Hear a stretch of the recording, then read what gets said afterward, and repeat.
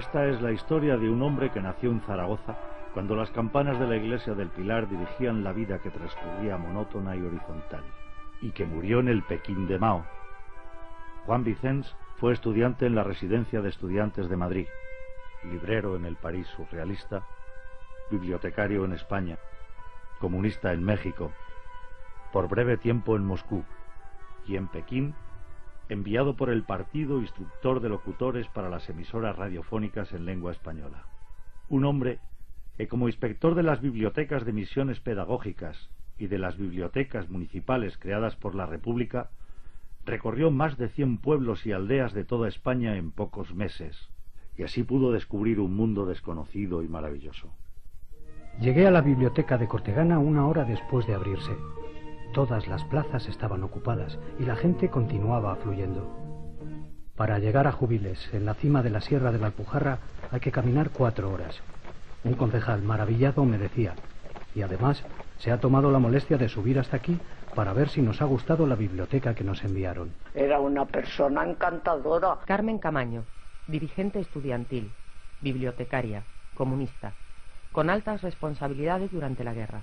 En los años 40 va a sufrir 7 años de prisión.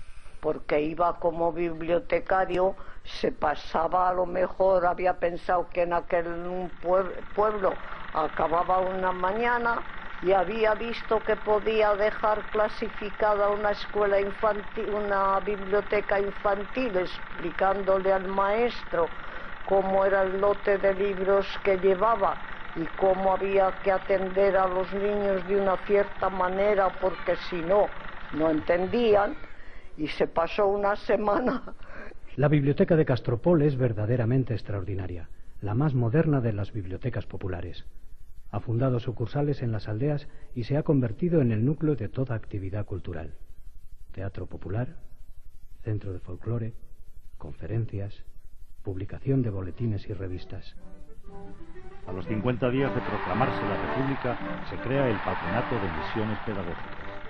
Había pueblos que decían misiones pedagógicas y besaban el suelo, porque les llevábamos bibliotecas, discos, el aparato para los discos, les hacíamos teatro que nunca habían visto, les hacíamos cine que nunca habían visto, y cuando nos íbamos salían hasta casi otro pueblo, porque íbamos por zonas. Fue una labor muy buena la que se hizo. Las bibliotecas para misiones son lo principal, donde más se invierte. Pequeñas bibliotecas de no más de 100 volúmenes bien seleccionados, que van a llegar a más de 5.000 pueblos y aldeas, casi todos menores de 2.000 habitantes. Por todas partes se notaba una gran ansia de instrucción y de cultura que había hecho surgir, aparte de las del Estado, una gran cantidad de bibliotecas en sindicatos, partidos y asociaciones juveniles. Muchos trabajadores, después de su jornada laboral, acudían a esas bibliotecas por ellos mismos formadas en todos los pueblos y ciudades. Nosotros estamos convencidos. Abel Paz, autodidacta, anarquista. Tras más de 10 años en las cárceles franquistas, se exilia en Francia.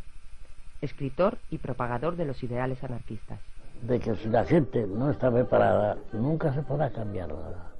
Y por eso nuestro objetivo es que la gente aprenda. Y aprendiendo, aprenda a respetar a los demás.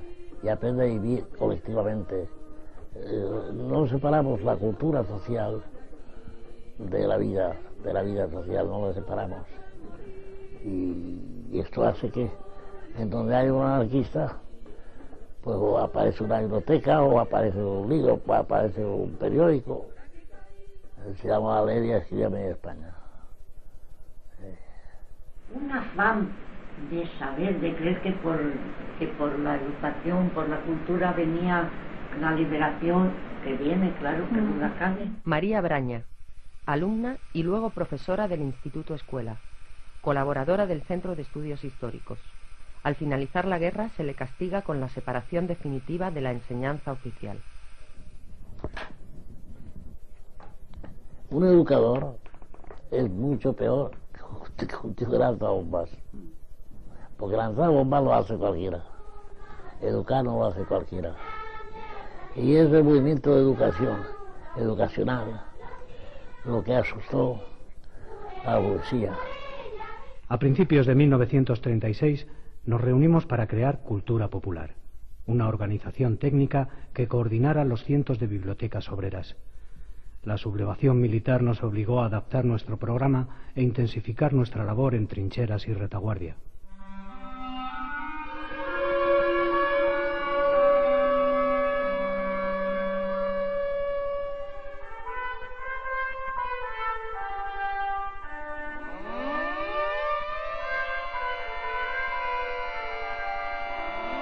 Se inicia la guerra y los organismos bibliotecarios de la República deben actuar con rapidez. Hay que sacudir el polvo acumulado en las grandes bibliotecas y ponerlas a disposición de todos. Pero antes, con urgencia, hay que proteger libros, bibliotecas y archivos. Al frente de la Biblioteca Nacional, al frente de los organismos directores de las bibliotecas, va a quedar Tomás Navarro Tomás, un manchego de la Roda, ya para entonces un eminente sabio. Miembro esencial y bibliotecario del Centro de Estudios Históricos, director del Atlas Lingüístico de la Península Ibérica, académico de la lengua, conferenciante en universidades americanas.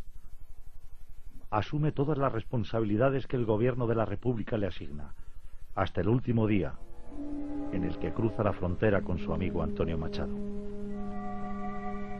A las pocas semanas de la sublevación militar, los aviones bombarderos se ceban sobre Madrid. No cesarán durante toda la contienda. La República se defiende y desde el primer momento las autoridades bibliotecarias toman las medidas que las circunstancias permiten. Él era un hombre muy previsor, muy prudente, y prefirió tomar las medidas necesarias para que en el supuesto más grave aquel material no se perdiera. Tomás López Navarro, sobrino cercano de Navarro Tomás. En la guerra, piloto de caza. Doctor ingeniero industrial. Profesor en las escuelas de ingenieros de Barcelona y Tarrasa. Ingeniero de honor por el Instituto Libre de Berlín. Para evitar el cerco, el gobierno de la República se traslada a Valencia y Tomás Navarro Tomás, junto a otros sabios y artistas, también. A primeras horas de la noche, aviones enemigos han iluminado con bengalas el barrio en que la Biblioteca Nacional se encuentra y han dejado caer sobre ella numerosas bombas incendiarias. Su forma, dimensiones y ubicación hacen sin duda que el aviador la haya podido localizar e identificar con facilidad. Todas las bombas han caído en efecto sobre el palacio o en el jardín que lo rodea, dejando fuera de duda que han sido dirigidas contra la biblioteca como único y señalado objetivo. Una de las bombas ha caído en la sala llamada Teusot, donde en armarios metálicos, defendidos por una barricada de sacos de arena, se guardan incunables y obras raras de la biblioteca. Afortunadamente, la bomba ha chocado contra el muro de sacos y la arena caída por la brecha abierta ha tenido la virtud de interrumpir y ahogar la combustión del artefacto. El Museo del Prado y otros muchos museos y bibliotecas también son bombardeados.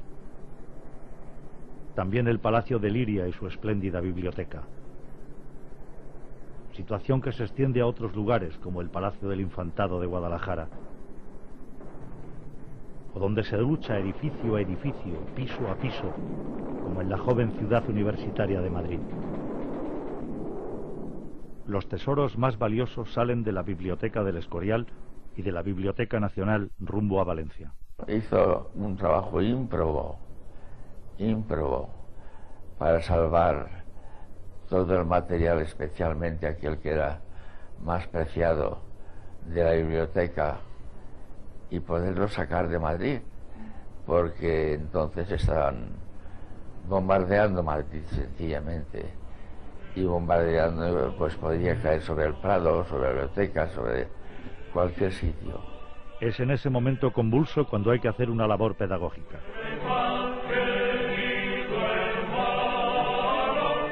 Y en el horror de la guerra, numerosas personas arriesgan su vida para proteger objetos artísticos, bibliotecas enteras, para resguardar un patrimonio que al fin puede ser de todos. La junta que se formó de recuperación del tesoro artístico, que al principio fue, como surgen las cosas de verdad, un grupo de gente que se dedicó motu propio a ir a salvar cosas, y luego ya se organizó bien y todo, porque primero era eso, tener que ir a pedir a un comité un auto para ir a un pueblo, luego ya se organizó y lo llevaban, ya llevaban el registro perfectamente, todo. La Biblioteca Nacional en el primer año de guerra llega a recibir más de 400.000 volúmenes procedentes de bibliotecas particulares y oficiales. Libros que hay que recoger, transportar, registrar, catalogar, clasificar. Terminada la guerra, los libros fueron devueltos. No pudieron ser de todos. Si Madrid fue la primera ciudad de la historia cuyos habitantes fueron bombardeados desde el aire, también la labor de protección del tesoro artístico y bibliográfico fue una tarea nueva y profunda en tiempos de guerra. Tomás Navarro Tomás llegó a Nueva York un día de febrero de 1939. Desde ese mismo día, la Universidad de Columbia le contrató como profesor de español. Dio clases durante 20 años, investigó y publicó, y nunca regresó a España. Vivió hasta los 95 años en un pueblo cercano a la frontera con Canadá. El gobierno de España nunca ha reconocido a uno de sus más leales empleados.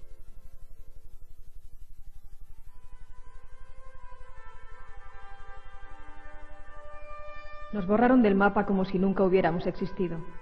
A veces yo misma me pregunto si existí de verdad, porque del trabajo que hice en aquellos años no quedó ni rastro. Pero sí, existí, y existió cultura popular. Parece increíble que en aquellos meses de lucha angustiosa y heroica pudiera cundir hasta ese punto una obra que parece específicamente de paz. Solo en el primer año de guerra creamos más de 1000 bibliotecas, de ellas 800 en los frentes y 100 en hospitales. En total, más de 130.000 libros distribuidos. A principios de 1936 nace Cultura Popular. La bibliotecaria Teresa Andrés es nombrada secretaria de la sección de bibliotecas. Ya en agosto empezamos a enviar bibliotecas a los frentes y a los hospitales, pero las condiciones de la guerra no permitían un buen trabajo y se perdían una y otra vez. Para la buena marcha de una biblioteca, es indispensable que haya una persona encargada de su funcionamiento, así que solo con la aparición de los comisarios y los milicianos de la cultura comenzaron a tener estabilidad. El comisariado en sí no se ocupaba solamente de la cosa política, sino de la cosa cultural. Francisco Mayoral, secretario de Propaganda de las Juventudes Socialistas Unificadas de Guadalajara.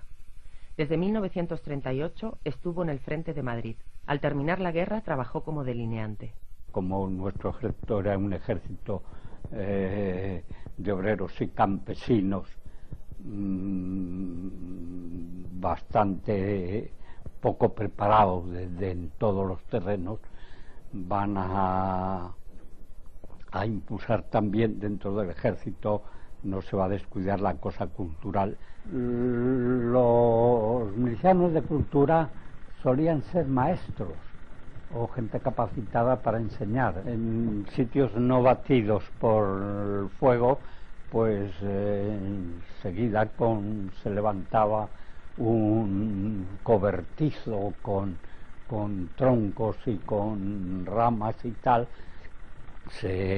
Había unos carpinteros allí, hacían unos mobiliario allí para hacer un aula. Y ya fue que muchos pudieron escribir la primera carta a su casa con lo que habían aprendido en el frente. Distribuíamos cada día más de 30.000 periódicos en las trincheras. No era fácil porque a veces nuestros coches debían pasar cerca de las líneas enemigas. Pero teníamos que atender la enorme sed de noticias de los soldados. Durante la guerra, la prensa se desarrolla de una manera extraordinaria. Los soldados en la vanguardia y los civiles en la retaguardia sienten la necesidad imperiosa de estar informados, y los periódicos se vuelven indispensables. Los periodistas se mueven por las líneas de fuego. Las rotativas no paran y se hacen enormes esfuerzos para que el resultado llegue a manos de los lectores. La sección de bibliotecas de cultura popular centraliza esta tarea.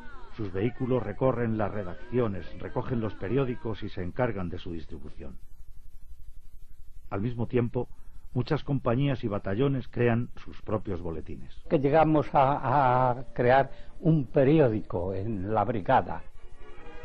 Y surge una nueva forma de información en los frentes, el periódico mural, que se sitúa en lugares de paso para que todos puedan verlo. Hasta los niños hacían los suyos. En 1937, Cultura Popular organizó una exposición de periódicos murales. Hicimos un gran esfuerzo publicitario para divulgarla, porque nos parecía que todo el mundo debía conocer aquella muestra de creatividad realizada con medios tan escasos. La actividad de Cultura Popular fue muy variada. Hacía exposiciones infantiles, tenía una discoteca amplia y prestaba discos. Realizaba programas de radio, editaba revistas, viajaba por los pueblos como misiones pedagógicas para llevar cine, teatro, música, conferencias de escritores, artistas y oradores de los diferentes partidos. Pero la sección de bibliotecas fue la que adquirió mayor desarrollo. Quizá porque el ansia de aprender de las gentes se polariza tradicionalmente en los libros. Quizá porque el libro es la expresión cultural más corriente. O quizá, más bien, por la fuerza que supo imbuirle su secretaria, la bibliotecaria Teresa Andrés. No. El entusiasmo de los que trabajábamos en Cultura Popular era solo expresión de una demanda continua de la calle y de los frentes. Fue una corriente cultural nacida del impulso popular. Inútil decir que de aquello no quedó nada. Los trabajadores de la cultura éramos casi todos republicanos, porque en la República veíamos la sola posibilidad de una elevación cultural del país. La mayoría de nosotros partimos al destierro o fuimos separados de nuestra función. Teresa Andrés, número 1 de su promoción en el cuerpo facultativo de bibliotecas, tuvo que tomar el camino del exilio. Durante la guerra había perdido a su padre y a su hermano Dionisio, fusilados en la provincia de Palencia. Otro hermano, Mariano, había muerto en el frente del Ebro. Dejamos tantas cosas en el camino que aun en las alegrías siempre nos quedaba un pozo oscuro y frío bien dentro, donde nunca llegaba el sol. Se estableció en París, donde pasó muchas penalidades durante la ocupación nazi. En 1946, unos meses después de la liberación, murió de leucemia a los 39 años. Después nos enterró el olvido. Parecía que no hablaban de nosotros porque no les dejaban y era, simplemente, que nos habían olvidado.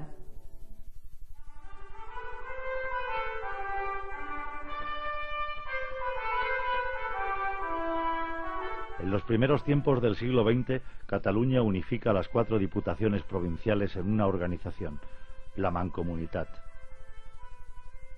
Una de sus principales acciones es la creación de un sistema bibliotecario.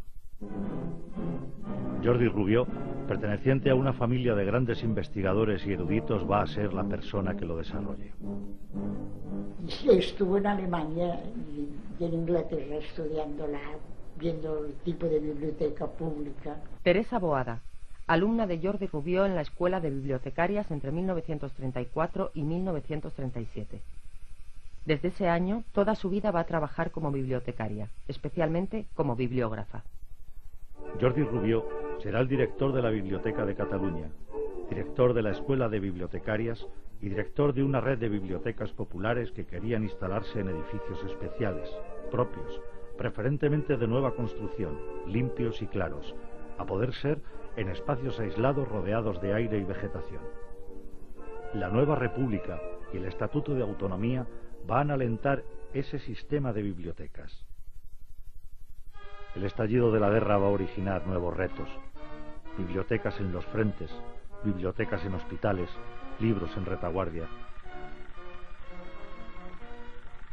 Y atender a miles de refugiados provenientes de zonas ocupadas, especialmente niños. Pero lo primero fue el salvamento del patrimonio bibliográfico, de bibliotecas oficiales y bibliotecas particulares. Jordi Rubió fue nombrado responsable de ello. Recogieron muchas bibliotecas de Barcelona, de particulares, y se quedaron en ese sitio con el nombre, y después de la guerra se les...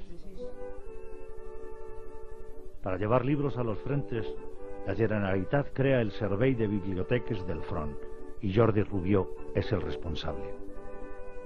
Y como bibliotecario curioso, conoce las experiencias de la Gran Guerra. Que veías que hacías una función que no quedaba solamente para el ocio, para el rato, para la novela de distracción. María Cuguero, alumna de Jordi Rubió en la Escuela de Bibliotecarias. Trabaja como voluntaria del Servei de Biblioteques del Front.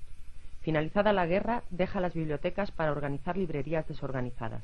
Muerto Franco, regresa al mundo de las bibliotecas. Ayudaba a los chicos que habían estado con la carrera cortada, como muchos, que entonces estaban preparándose para una vida futura, vida civil. Idea muebles especiales, una mesa biblioteca, el carrito para un hospital, la biblioteca librería para unidades militares estables y cajas para cuando hay que desplazarse rápido. Y llegan a desarrollar un servicio de, en y para el frente. La Conseillerie de Culture de la Généralité de Catalogne a créé de magnifiques bibliothèques ambulantes destinées aux troupes des divers fronts.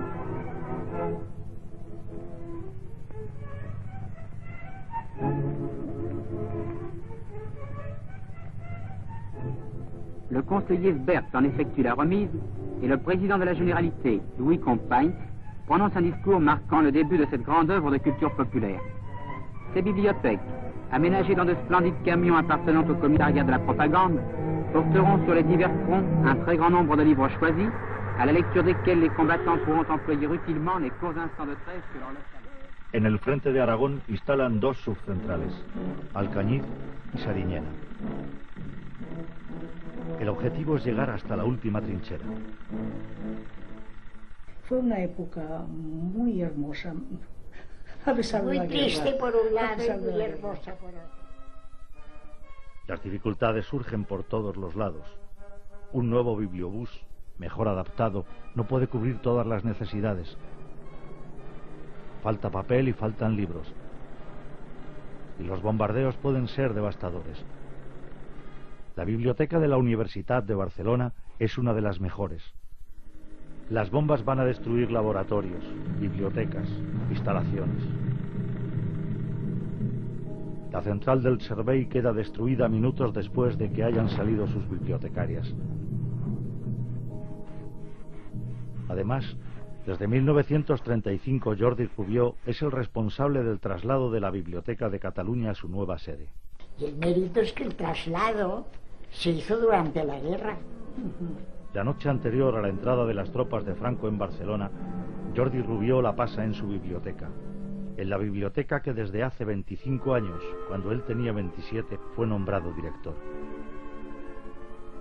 Fueron sus últimas horas como bibliotecario. Es que el hombre decía, yo no soy culpable de nada, es que es lógico, son estas cosas tan especiales, que claro, si no, él no estaba metido en política, él siempre era su cosa, enseñar, aprender, trabajar, escucha, y este hombre, nada, le cortaron el pan. Destituido de todos sus cargos, se le prohíbe ejercer cualquier actividad en la administración. Este sabio ya no pudo acercarse a la universidad. Salvo una vez, cuando con 80 años regresó para tomar parte en la Asamblea Constituyente del Sindicato Democrático de Estudiantes. Y otra vez fue multado y castigado. Pero declaró que aprendió mucho de los jóvenes estudiantes.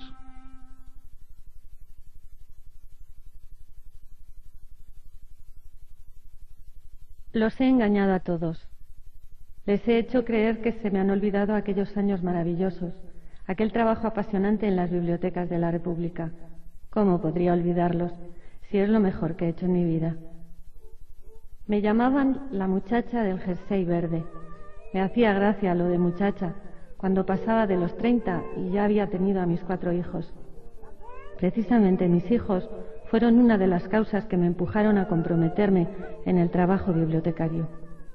Yo quería para ellos la mejor de las educaciones, pero No tenían el mismo derecho todos los niños, también los nacidos en pueblos muy pequeños, y los mayores no tenían también ese derecho.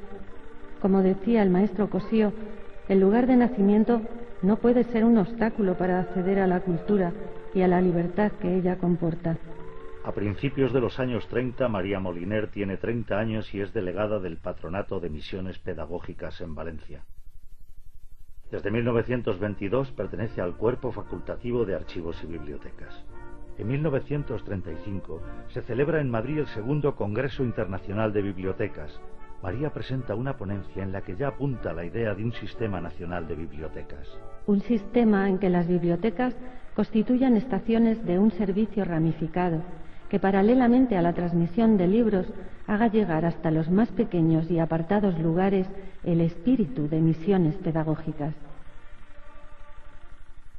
Pocos meses después, acompañada a veces por su hermana Matilde, inicia una serie de visitas de inspección por las bibliotecas que el Patronato de Misiones Pedagógicas tiene en la provincia de Valencia, unas 115, y así empieza a poner en práctica algunas de sus ideas. 3 de mayo de 1936. Visito el pueblo de Riola. Como la biblioteca municipal absorbe casi el total de lectores, la de Misiones apenas es utilizada. Por eso implanto aquí, como ensayo, un sistema de coordinación. Les digo que trasladen los libros infantiles de la municipal a la escuela y los libros para adultos que hay en esta a la municipal. En 1937, María es nombrada directora de la Oficina de Adquisición de Libros y Cambio Internacional, encargada de comprar libros para todas las bibliotecas españolas, públicas, escolares, de colonias y de instituto, especialmente los institutos para obreros, que por primera vez dan la oportunidad de estudiar a chicos y chicas de la clase trabajadora.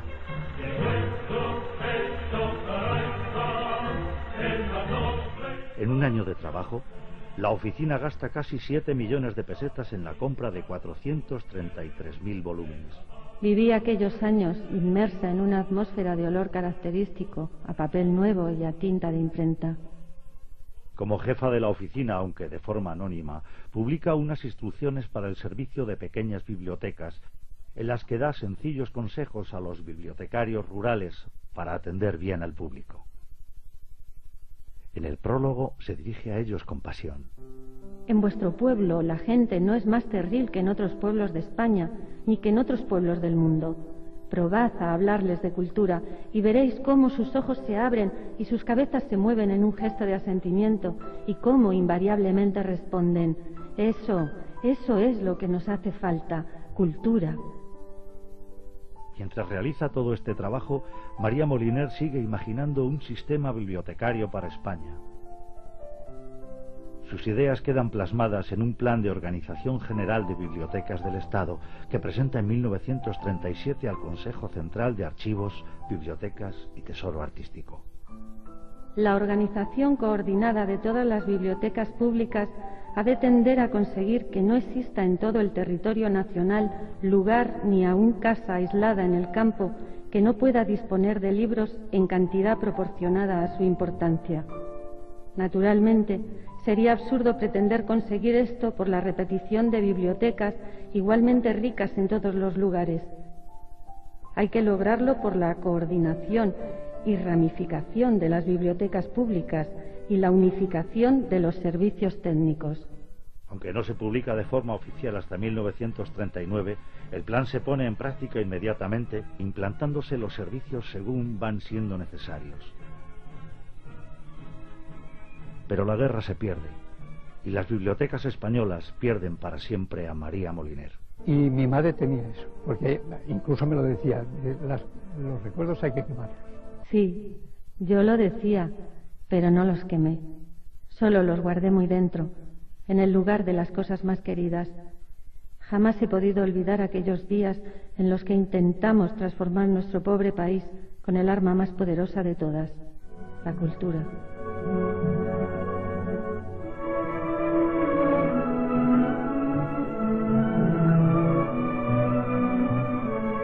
25 años después de mi muerte, Por fin me he decidido a hablar.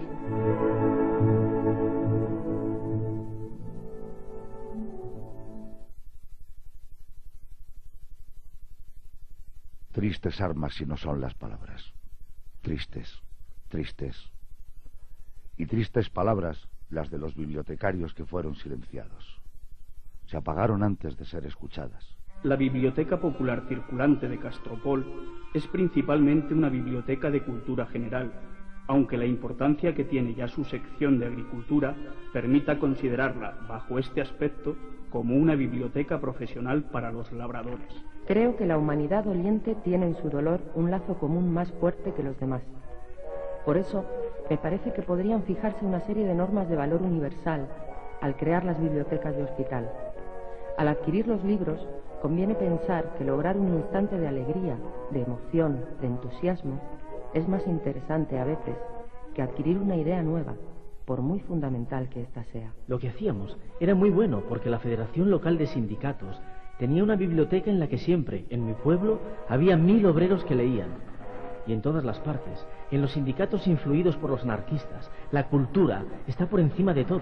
Es más, nosotros logramos que en la Sociedad del Pósito de Pescadores hicieran una biblioteca circulante, que también leían mucho. Considero esencial la incorporación de la enseñanza bibliotecaria en el plan de estudios de magisterio, dado el gran desenvolvimiento que alcanzan ya las bibliotecas escolares, cuyos puntos de contacto con las infantiles serían oportuno exponer una vez más.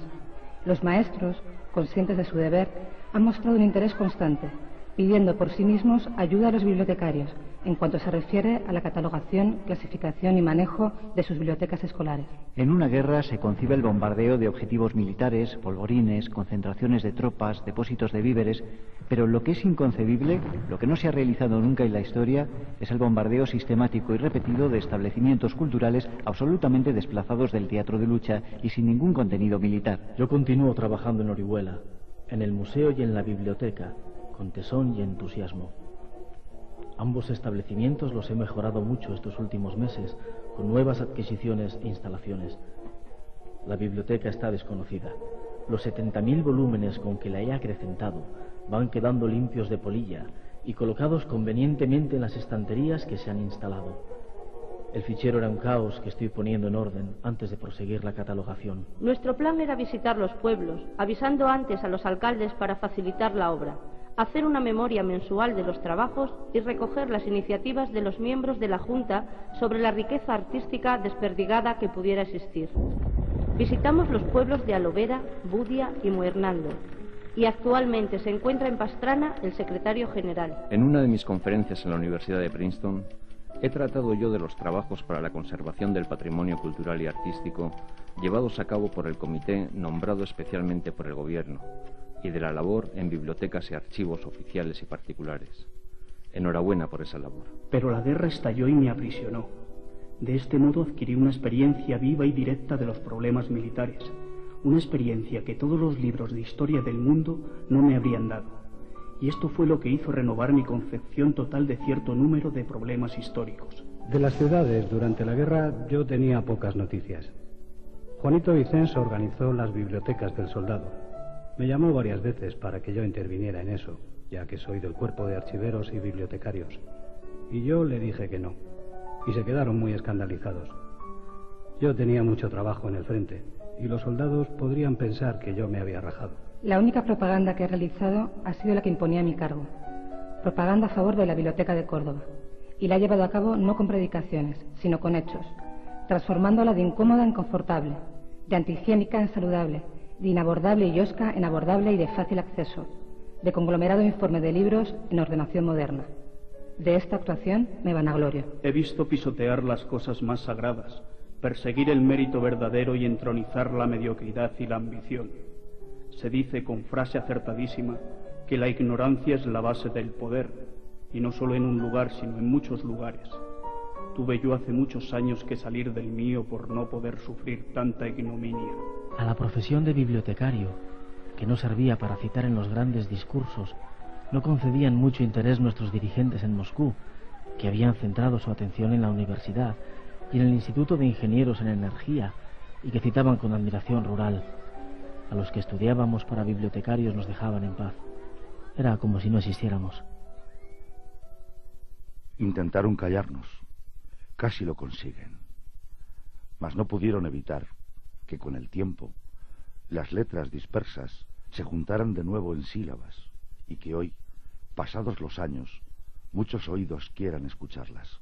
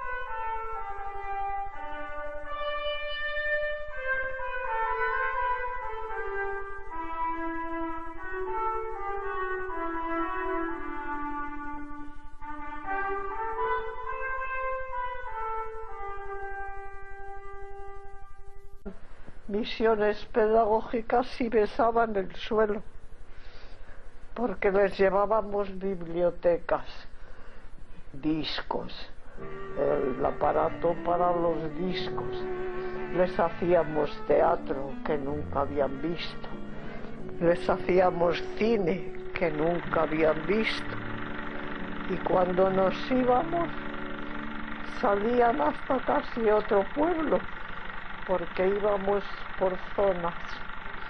Fue una labor muy buena la que se hizo. Las bibliotecas para misiones son lo principal, donde más se invierte. Pequeñas bibliotecas de no más de 100 volúmenes bien seleccionados, que van a llegar a más de 5.000 pueblos y aldeas, casi todos menores de 2.000 habitantes. Por todas partes se notaba una gran ansia de instrucción y de cultura que había hecho surgir, aparte de las del Estado, una gran cantidad de bibliotecas en sindicatos, partidos y asociaciones juveniles. Muchos trabajadores, después de su jornada laboral, acudían a esas bibliotecas por ellos mismos formadas en todos los pueblos y ciudades. Nosotros estamos convencidos.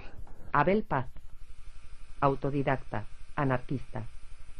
Tras más de 10 años en las cárceles franquistas, se exilia en Francia. Escritor y propagador de los ideales anarquistas. De que si la gente no está preparada, nunca se podrá cambiar nada. Y por eso nuestro objetivo es que la gente aprenda. Y aprendiendo, aprenda a respetar a los demás. Y aprenda a vivir colectivamente. No separamos la cultura social de la vida social, no la separamos. Y esto hace que en donde hay un anarquista, pues o aparece una biblioteca, o aparece un libro, o aparece un periódico. Se llama Aleria, escríbeme en España. Un afán de saber, de creer que por la educación, por la cultura venía la liberación, que viene, claro, que duda cabe. María Braña, alumna y luego profesora del Instituto Escuela, colaboradora del Centro de Estudios Históricos. Al finalizar la guerra se le castiga con la separación definitiva de la enseñanza oficial. Un educador es mucho peor que un tío que lanza bombas. Porque lanzar bombas lo hace cualquiera. Educar no lo hace cualquiera.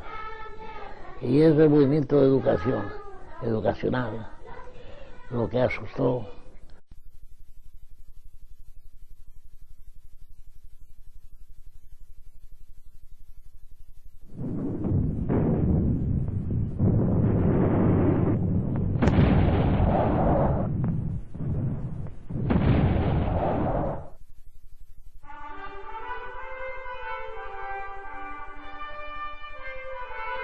Esta es la historia de un hombre que nació en Zaragoza cuando las campanas de la iglesia del Pilar dirigían la vida que transcurría monótona y horizontal, y que murió en el Pekín de Mao.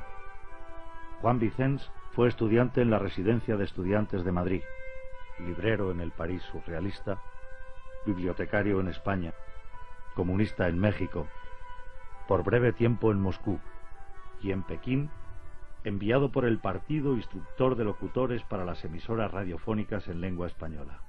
Un hombre que, como inspector de las bibliotecas de misiones pedagógicas y de las bibliotecas municipales creadas por la República, recorrió más de 100 pueblos y aldeas de toda España en pocos meses, y así pudo descubrir un mundo desconocido y maravilloso. Llegué a la biblioteca de Cortegana una hora después de abrirse. Todas las plazas estaban ocupadas y la gente continuaba afluyendo. Para llegar a Júbiles, en la cima de la Sierra de la Alpujarra, hay que caminar 4 horas. Un concejal maravillado me decía, y además se ha tomado la molestia de subir hasta aquí para ver si nos ha gustado la biblioteca que nos enviaron. Era una persona encantadora. Carmen Camaño, dirigente estudiantil, bibliotecaria, comunista, con altas responsabilidades durante la guerra. En los años 40 va a sufrir 7 años de prisión. Porque iba como bibliotecario, se pasaba, a lo mejor había pensado que en aquel pueblo acababa una mañana y había visto que podía dejar clasificada una escuela infantil, una biblioteca infantil, explicándole al maestro cómo era el lote de libros que llevaba y cómo había que atender a los niños de una cierta manera, porque si no, no entendían, y se pasó una semana. La biblioteca de Castropol es verdaderamente extraordinaria, la más moderna de las bibliotecas populares. Ha fundado sucursales en las aldeas y se ha convertido en el núcleo de toda actividad cultural. Teatro popular, centro de folclore, conferencias, publicación de boletines y revistas.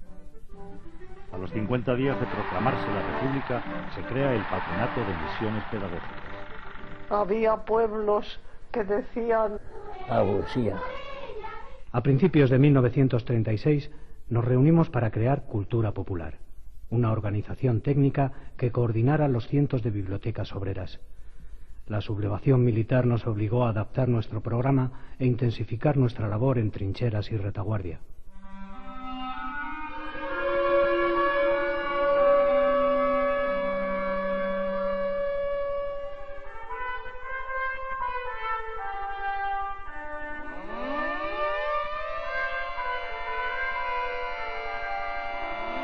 Se inicia la guerra, y los organismos bibliotecarios de la República deben actuar con rapidez. Hay que sacudir el polvo acumulado en las grandes bibliotecas y ponerlas a disposición de todos. Pero antes, con urgencia, hay que proteger libros, bibliotecas y archivos. Al frente de la Biblioteca Nacional, al frente de los organismos directores de las bibliotecas, va a quedar Tomás Navarro Tomás, un manchego de la Roda, ya para entonces un eminente sabio. Miembro esencial y bibliotecario del Centro de Estudios Históricos, director del Atlas Lingüístico de la Península Ibérica, académico de la lengua, conferenciante en universidades americanas.